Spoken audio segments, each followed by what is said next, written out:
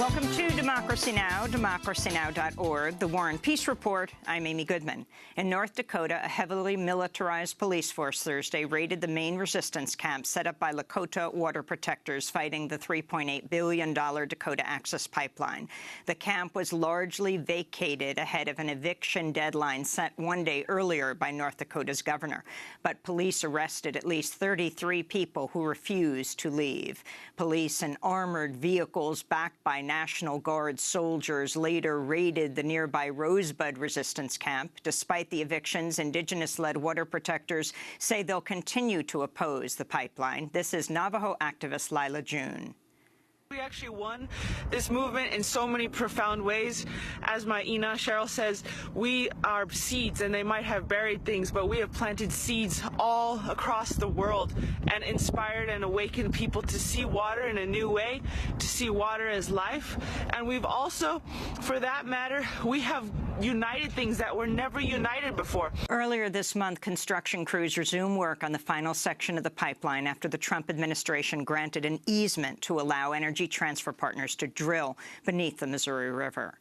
In Mexico, Homeland Security Secretary John Kelly insisted Thursday the U.S. would not carry out mass deportations and that President Trump's deportation program was not a military operation, contradicting a statement made by Trump just hours earlier. Kelly was on a two-day visit with Secretary of State Rex Tillerson aimed at smoothing U.S.-Mexico relations. And again, listen to this. No, repeat, no use of military force in immigration operations. None. So again, I repeat, there will be no use of military forces in immigration. Kelly's comments came after Trump told a gathering of corporate CEOs at the White House his deportation program was in fact a military operation. We're getting really bad dudes out of this country, and at a rate that nobody's ever seen before. And they're the bad ones. And it's a military operation. Mexico has rejected President Trump's pledge that he'll force Mexico to pay for an expanded wall on the U.S.-Mexico border. Mexico's foreign minister also denounced new rules authorizing the U.S. to deport undocumented immigrants to Mexico, whether or not they're Mexican citizens. President Trump suggested Thursday he's looking to expand the size of the U.S. nuclear weapons arsenal. Trump's comment came during an interview with Reuters. It would be wonderful. A dream would be that no country would have nukes. But if countries are going to have nukes, we're going to be at the top of the pack. The statement drew alarm from anti-nuclear activists who fear it'll touch off a new worldwide nuclear arms race. The Trump administration said Thursday it'll enforce federal laws barring the use of marijuana, reversing an Obama administration policy that gave wide latitude to states to determine their own pot laws. White House Press Secretary Sean Spicer said the Trump administration will prioritize enforcement in states that have passed laws allowing for the recreational rather than medical use of the drug. But I think the Department of Justice is the lead on that. It is something that you should follow up with them, but I believe that they are going to continue to enforce the laws in the books with respect to recreational marijuana. Meanwhile, the Justice Department said Thursday it'll reverse an Obama administration policy that would have phased out the federal government's use of private prisons. The announcement touched off a spike in the after-hours share prices of for-profit prisons, including CoreCivic and Geo Group. White House Chief Strategist Steve Bannon made a rare public appearance Thursday at the Conservative Political Action Conference, or CPAC. Speaking alongside White House Chief of Staff Reince Priebus, Bannon admitted many of President Trump's cabinet picks were selected to head agencies whose mission they oppose. The third, broadly, line of work is what is deconstruction of the administrative state.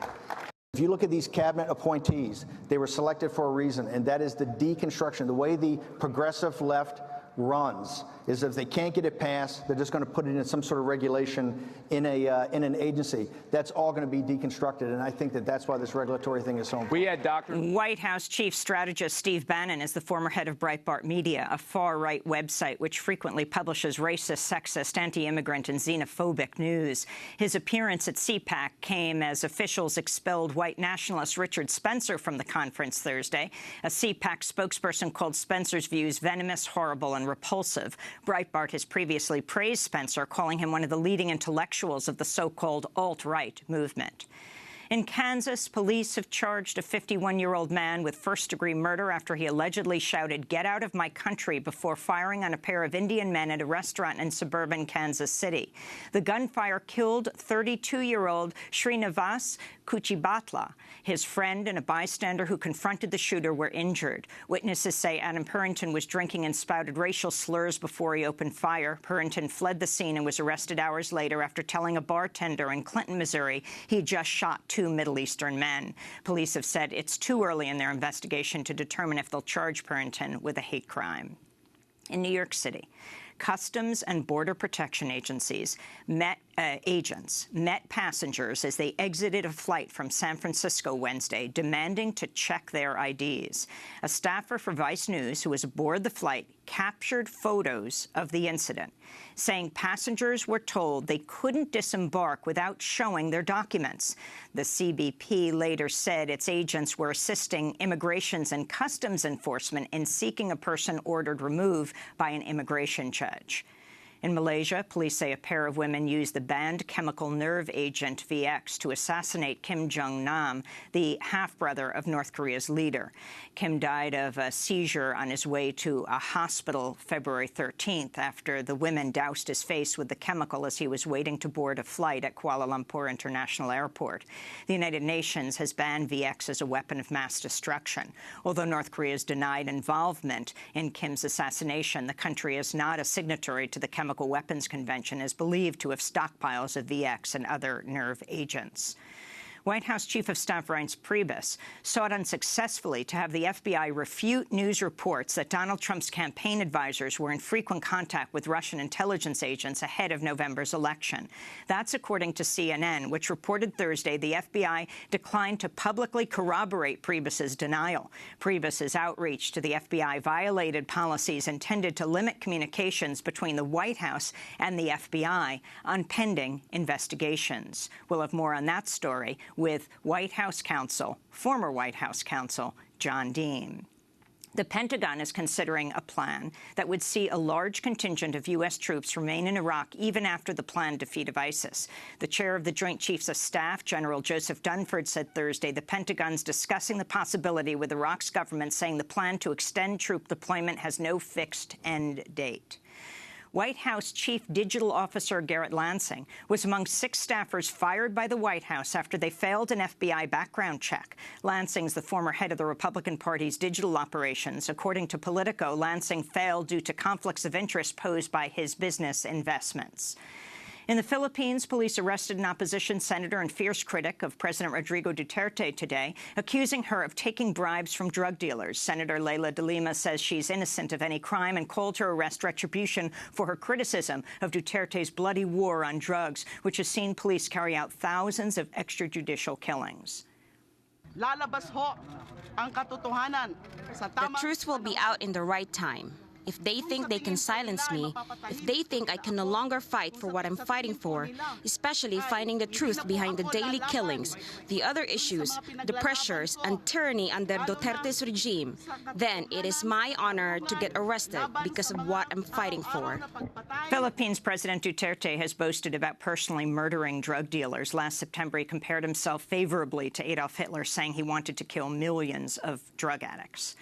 In Portugal, police have arrested a former U.S. intelligence operative and are preparing to extradite her to Italy, where she faces a prison sentence for her role in the kidnapping and rendition of an Egyptian cleric in 2003. Former undercover CIA officer Sabrina de Sousa was one of 26 Americans convicted in absentia by an Italian court in 2007. They were charged with illegally seizing the cleric, Abu Omar, from the streets of Milan in 2003 and sending him to Egypt, where he was tortured during a 4-year imprisonment.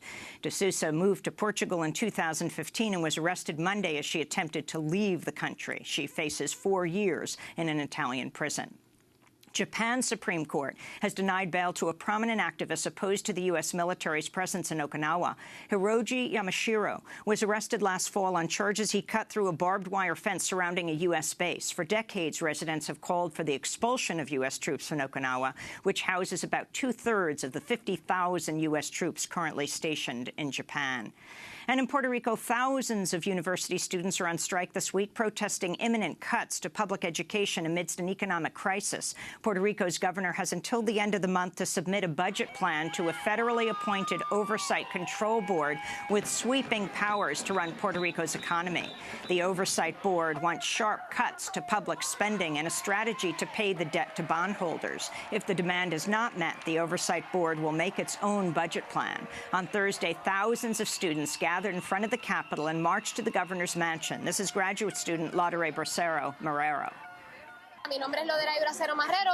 We're here today in defense of the University of Puerto Rico, in defense of the country's public education, in defense of the education of the working class of the country, for us to be able to have an accessible and public education. We understand that the different campuses have approved different shutdowns and strategies of action to be able to protect the University of Puerto Rico that we know is decaying because of the plans of Wall Street and the plans of the government that is a puppet of whatever the Oversight Control Board says. And those are some of the headlines. This is Democracy Now!, democracynow.org, The War and Peace Report. I'm Amy Goodman.